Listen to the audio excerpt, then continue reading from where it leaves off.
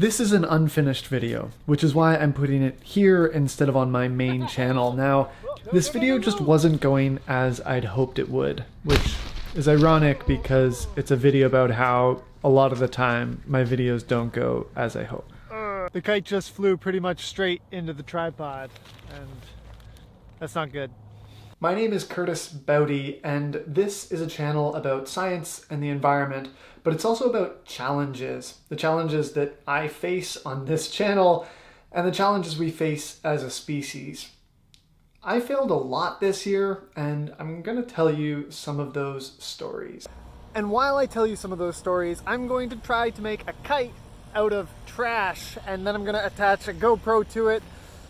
I give it about a 30% chance of working. I try to set a really high standard for myself and for this channel, and that can make things really hard. I try not to use anything that will make plastic waste, which can really limit the types of projects that I can do. I'm currently working on a project to weigh the world using watermelons, and I thought I had the answer. And I was super excited, and then I realized I'd made a very small error in my calculations, and I actually need to do the entire thing all over again from scratch, which is so frustrating, because I thought I was done.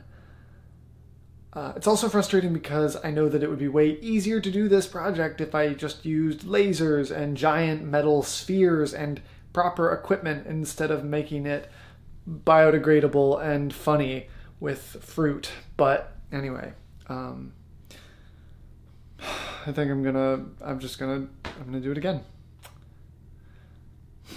For our climate, I'm trying to not fly for work. This spring I started to build a teleconference robot out of recycled materials, and I was going to send that robot to California to EduCon, a conference, and I would drive it around using the internet, and I would Skype in, and I would be at the conference through this robot. It was going to be really cool.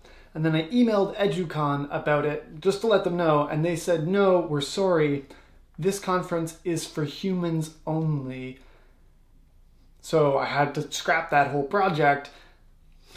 And I emailed them saying, hey, the robots are going to remember this when they take over the planet. Let's watch this. Watch it. Here he comes. In the fall, the YouTuber Levi Hildebrand and I were going to do an electric road trip to California and give talks about climate change along the way. It was gonna be awesome. We rented a Tesla, which I didn't even know you could do.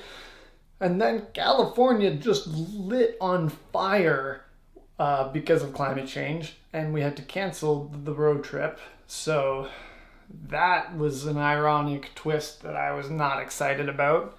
I do all sorts of over-the-top science experiments on this channel, and I wanted to out of about 50 bowling balls, and I still might do that at some point, which is why I just bleeped it out, but I couldn't find 50 bowling balls. It turns out that if you want to get 50 bowling balls without buying them and putting them in a landfill, it turns out to be really difficult, so I looked for a long time but gave up on that for now. Maybe you'll see that project next year. I often have to stop and ask myself, why am I doing this? Why did I try and ride a bike while wearing goggles that made everything look upside down? Why did I train for an entire marathon just to make a single video? Why did I stay in a university stairwell for 36 hours? Why did I seal myself in an airtight container with a bunch of plants? That seems dangerous. Why did I do that? I read this book every single year. Carl Sagan's The Demon-Haunted World, Science as a Candle in the Dark.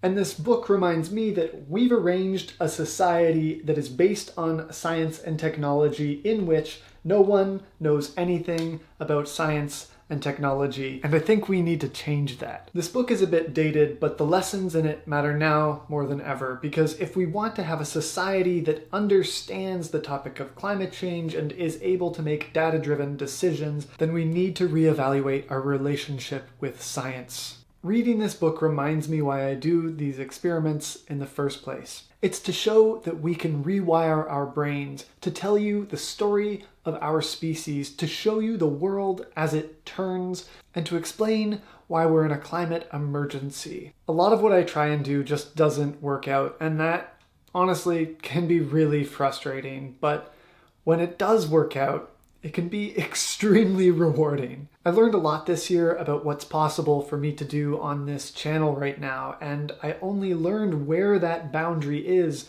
by going too far beyond it and failing a lot, like a whole bunch of times. Failure is key to learning, to improving, and key to the process of science. Science is a process of continually trying to prove yourself wrong. Experiments are difficult, they often fail, and in general, the whole process is pretty humbling. But scientists do it because it's our best way of understanding the universe. Anyway, all of that is why I only manage to make a few videos a year, because a video like the Domino Universe can take me well over 100 hours to make.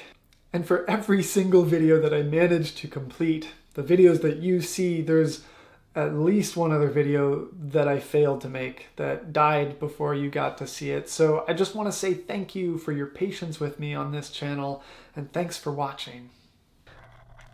I really wanted to finish this video off with a really good shot from the GoPro on the kite, but you know, that didn't work out, and I guess that's probably fitting.